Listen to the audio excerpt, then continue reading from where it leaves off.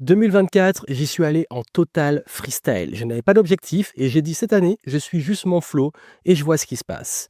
Et pour le coup, malgré que je n'avais aucun plan, rien ne s'est passé comme prévu. Et surtout, je serais pas prêt à le refaire. Je ne m'attendais à rien et je suis quand même déçu. Oui, j'ai expérimenté une année sans objectif et je vais partager avec vous ce que j'en tire. Qu'est-ce qui est bien, mais surtout qu'est-ce qui n'est pas bien et pourquoi il y a des choses qui sont mal passées, quelles sont les grandes leçons et comment je vais mettre en place un plan pour tout déchirer en 2025. Bienvenue ici Joanne Nanting, très heureux de vous retrouver pour ce bilan de 2024 comme j'aime le faire chaque année.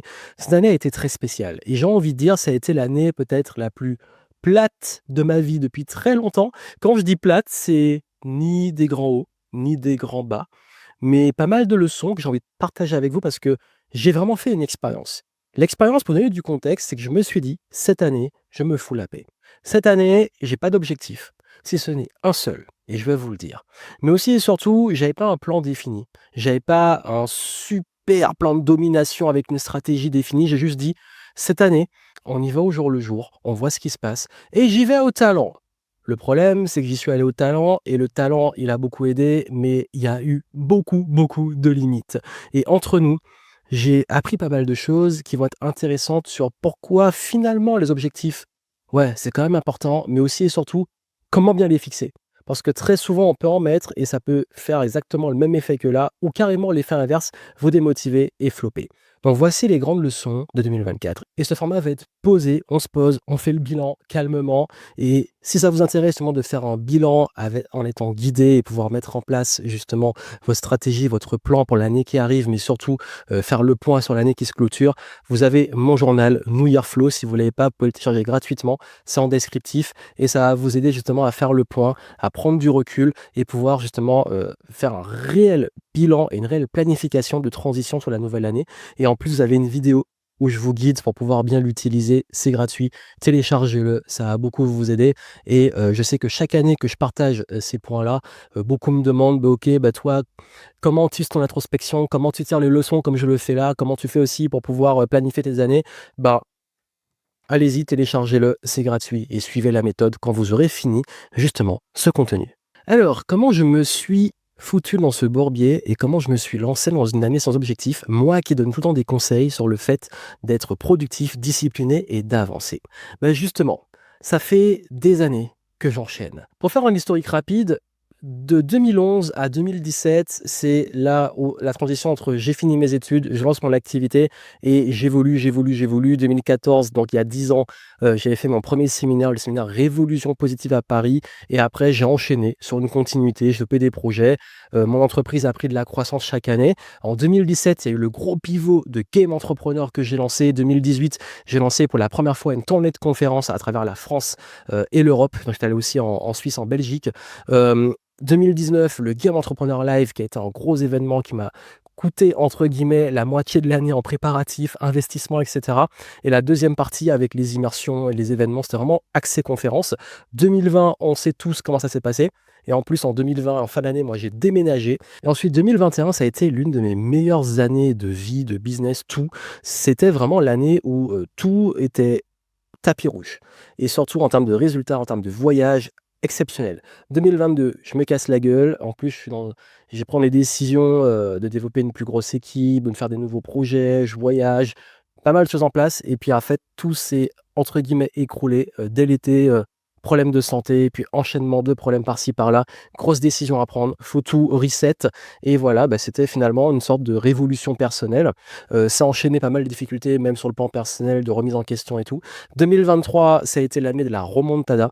Ça s'est bien passé, j'ai mis en place pas mal de choses, j'ai tout recréé. Je me suis complètement réinventé, mais ça a été une année extrêmement stressante. Ce qui fait que quand on arrive en 2024 et qu'on a eu cet enchaînement et qu'on se dit, bon, c'est bien, t'as atteint tes objectifs, 2023, t'as tout pété, j'ai peut-être envie de me poser un peu. J'ai peut-être envie cette année de juste prendre soin de moi. Donc vraiment, l'objectif, l'intention principale, c'était me concentrer sur moi-même. Prendre soin de moi, me poser, pas trop chercher à prendre des risques, pas trop chercher à me faire violence, avoir un rythme plus cool et vraiment focus santé physique et mentale à mort. Mon seul objectif était de retrouver ma condition physique optimale Spoiler alert, oui, j'ai réussi, mais aussi et surtout d'avoir un rythme beaucoup plus cool et de creuser sous l'inspiration et me laisser porter par le flow. Mais franchement, dit comme ça peut paraître, bizarre parce que quand on a une vie qui va à 100 à l'heure, on normalise pas mal de choses.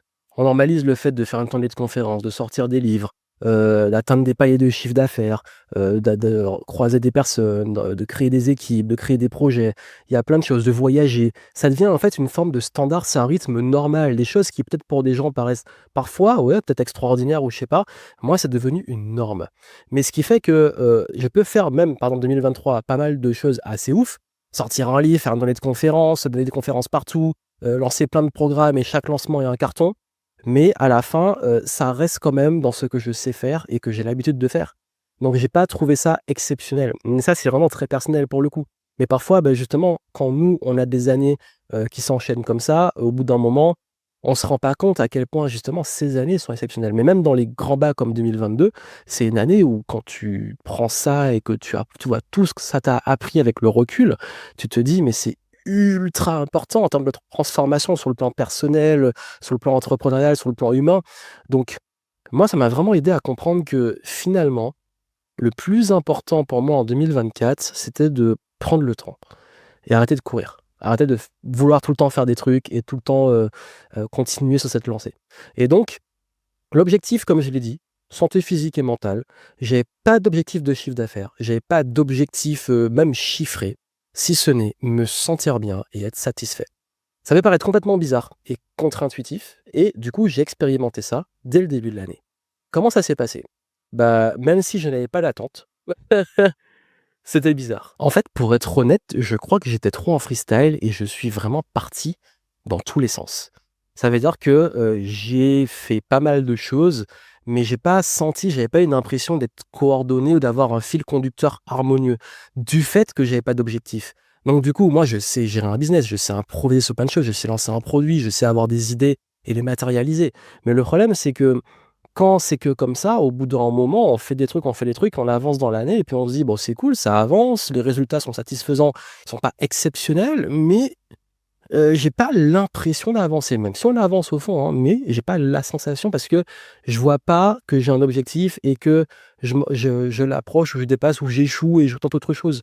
Donc il y a ce truc de, ouais, c'est vraiment ce que j'ai ressenti, c'est que je me laisse un peu porter par le flow, mais il y a pas de fil conducteur et ça a créé une sorte de frustration et surtout parce que quand l'été est arrivé, 1er semestre plutôt correct, c'était pas non plus une dinguerie, mais j'ai quand même réussi à faire des petits voyages, à créer des petits projets, des trucs sympas. Mais quand je suis arrivé l'été, là, je me suis dit: j'ai pris les initiatives et j'ai enchaîné pas mal de flops.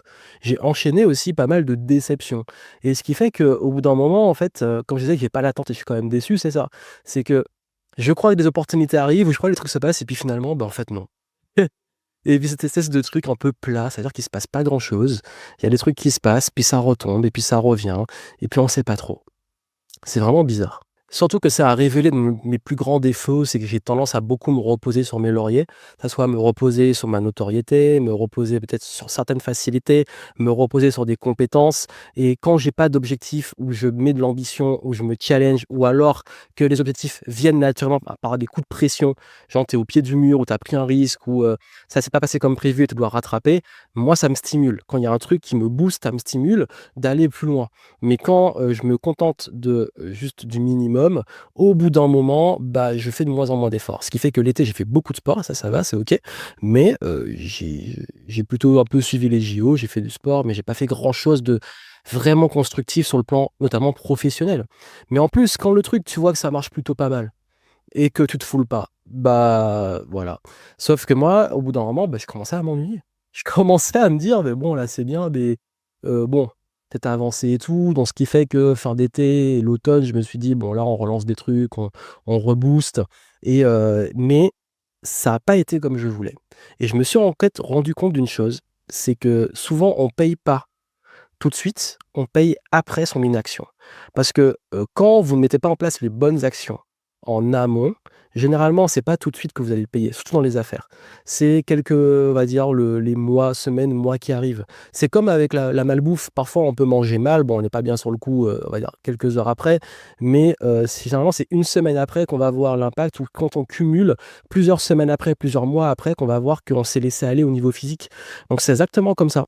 Et quand le business, moi, je pense vraiment que quand dans l'entrepreneuriat, on n'est plus en quête on va dire d'évolution, de créativité et tout, ça finit par stagner. Sauf que finalement, c'était mon objectif. J'ai envie de travailler sur moi et j'ai quand même réussi des super trucs sur le plan personnel. Je vais vous en parler après. Mais sur le plan entrepreneurial, c'est là où, bah, finalement, je peux pas me plaindre que j'ai pas pété des scores cette année parce que j'ai pas cherché à le faire et j'ai pas fait ce qu'il faut pour ça. Mais ce qui fait que quand je me suis relancé, ça a repris. En plus, j'ai vraiment suivi une intuition, j'ai raconté l'histoire, le truc qui avait floppé, durant l'été, bah, j'ai créé un programme sur le même nom, Outsider, en automne, qui a cartonné, l'un de mes plus gros lancements et mais là, je me suis dit: «Ça fait quand même du bien d'avoir, cette stimulation» et j'en suis arrivé à la conclusion que ouais, c'est pas pour moi de juste me laisser porter par le flow. J'ai essayé, encore une fois, dans la vie, on essaie des choses et je pense que j'en avais besoin. J'en avais besoin parce que ça m'a permis aussi de travailler sur d'autres choses sur lesquelles j'avais peut-être besoin pour m'aider à passer à un niveau supérieur par la suite. Et c'est un message important que je vais vous donner, c'est que parfois dans la vie, on n'a pas l'impression d'évoluer dans un domaine. Et typiquement là, moi, pour moi, c'était sur le plan professionnel cette année. Honnêtement, j'ai pas tant évolué que ça. Par contre, sur le plan personnel et relationnel, j'ai passé des caps et j'ai eu des transformations où je me suis pas rendu compte, mais c'est avec le recul que je vois un peu justement l'impact. L'impact, pour vous dire très simplement et très rapidement, c'est que cette année, j'étais très challengé sur le plan relationnel. Ça veut dire que j'ai eu des gens qui m'ont obligé à poser des limites. J'ai eu peut-être des déceptions qui ont fait que finalement aussi j'ai mis du cadre. J'ai aussi eu quelques conflits, rien de méchant, et des soucis, notamment, on va dire vraiment l'été, l'automne, ça soit administratif ou à cause de l'incompétence qui m'ont challengé sur l'affirmation et l'assertivité, donc l'affirmation de soi. Donc tout ça, c'était un travail dont j'avais besoin. Surtout que j'ai toujours eu au fond, enfin surtout qu'en 2022 j'ai eu mes soucis, j'avais perdu un petit peu de confiance. Et ça, j'en ai parlé de façon transparente, j'avais perdu un peu de confiance et même j'avais presque créé une forme de syndrome de l'imposteur de me dire mais qui suis-je pour si j'ai vécu ça, pour donner des conseils et tout. Et j'ai fait un travail dessus pour revenir, surtout j'en ai parlé pendant la tournée de conférences de 2023. Mais en fait, il y a eu un truc plus profond qui a switché dans ma tête cette année, c'est au niveau vraiment de l'estime. J'ai switché sur ma confiance, certes, mais aussi j'ai comme une sorte de, heu, réalisation de quoi je suis capable et de ma valeur réelle et profonde. Et ça, c'est un truc très profond. C'est pas le genre de truc qui va se voir, c'est pas le truc qui est spectaculaire, c'est un truc qui met du temps, mais j'ai jamais autant évolué sur ça que cette année parce que justement, j'ai dû m'affirmer, j'ai dû faire confiance, j'ai dû, hem, valoriser qui je suis et ce que je fais et ça m'a permis en fait d'avoir une sorte de transformation profonde de ma vision et ça, je m'en suis pas rendu compte et c'est vraiment un truc, c'est que le fait justement de ralentir, de pas se mettre des challenges juste pour mettre des challenges et tout et juste de surfer son flow, s'il y a bien un truc qui est positif, c'est que ça laisse de la place pour se remodeler et je pense que si j'avais besoin de ça, c'est parce que j'avais besoin, après avoir on va dire entre guillemets «tombé», remonté, de maintenant voir plus loin et d'avoir une vision. Et cette vision beaucoup plus alignée avec qui je suis aujourd'hui.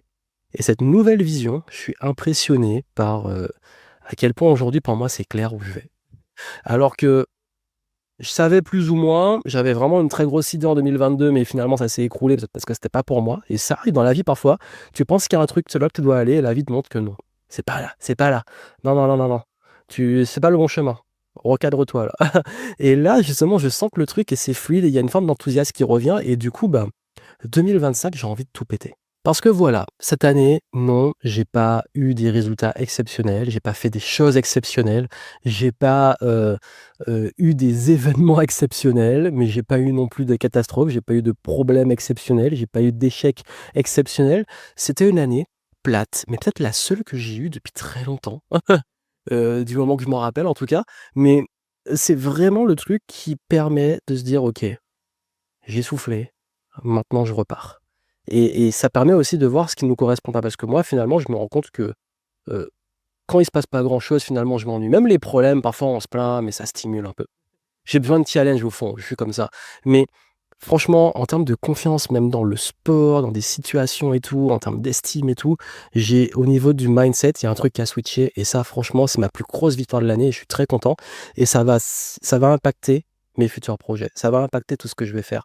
Et si je vous le transmets, c'est parce que justement, je veux vous dire que quel que soit ce qui se passe dans votre vie, les hauts, les bas ou même le plat, c'est toujours constructif. Il y a toujours des choses à apprendre parce que quand parfois on n'évolue pas dans un domaine, on évolue forcément dans un autre. Quand parfois on a des choses qui ne se passent pas comme prévu ou comme on voudrait, c'est pour nous ouvrir d'autres portes ou pour nous réaligner sur ce qui est meilleur pour nous. Donc ça, c'est ce que vous devez avoir en tête et que vous devez continuer de cultiver. Je vais partager avec vous justement dans les prochaines vidéos, dans les prochains podcasts, dans les prochains contenus de tout ce qui arrive, notamment au début de l'année, justement, des nouveaux formats, des nouvelles idées que j'ai et aussi je vais vous montrer la structure, les objectifs et ce que je vais mettre en place pour tout péter en 2025 et vous allez pouvoir utiliser vous aussi pour tout déchirer en 2025. Bon voilà, c'était le bilan que je voulais faire. Je pense que c'était important d'en parler aussi parce que parfois, il y a pas que le truc exceptionnel qui se passe, que ça soit en positif ou en négatif. Mais quoi qu'il arrive, c'est la vie, il y a des cycles, il y a des saisons, il y a des périodes et le but c'est de le rendre constructif. Et comme je l'ai dit, si vous ne l'avez pas encore et que vous voulez justement faire l'introspection de fin d'année et pouvoir justement, comme moi, tirer de leçons, planifier la suite, vous avez le journal New Year Flow en descriptif. Vous pouvez le télécharger, il est entièrement gratuit et ça va vous guider pour pouvoir faire le point et le bilan de l'année et préparer la nouvelle année qui arrive. Je vous souhaite plein de succès et je vous dis à très bientôt.